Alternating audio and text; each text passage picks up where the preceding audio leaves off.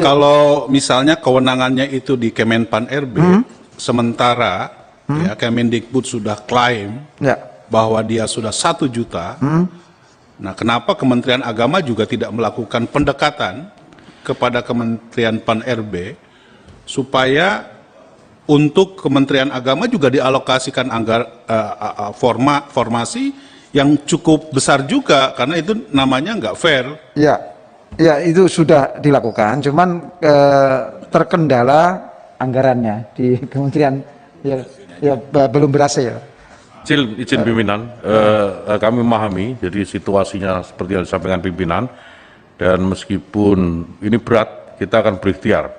Kita melakukan komunikasi dengan Menpan RB dan mudah-mudahan ada perbaikan dari jumlah guru yang bisa diterima. Ini menjadi catatan buat kami semua di Kementerian Agama. Gus Menteri, kalau perlu ini Komisi 8 bisa undang Kemenpan RB untuk mendorong kenapa untuk Kementerian Agama itu tidak dialokasikan lebih proporsional, karena saya kira dari segi dari segi kesempatan harusnya sama dong.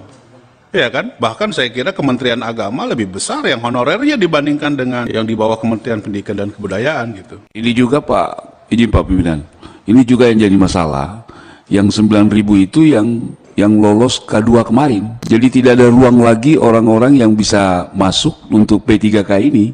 Jadi memang harus ada komunikasi, karena kasihan yang honor sekian tahun juga, sementara yang dapat porsi yang lolos K2.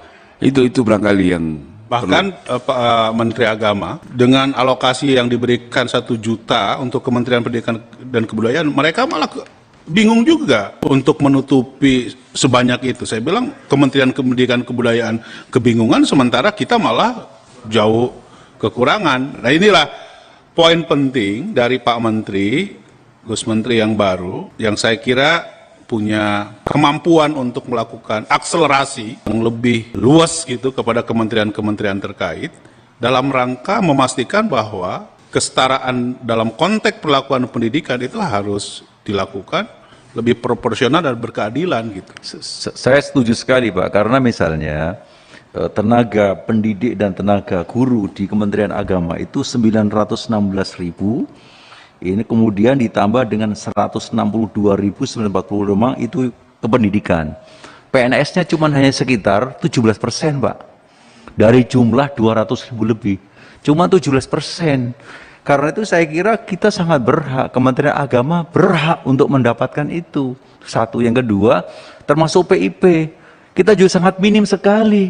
Itu yang saya tadi angkat, teman-teman Komisi 10 bikin pendaftaran Pak.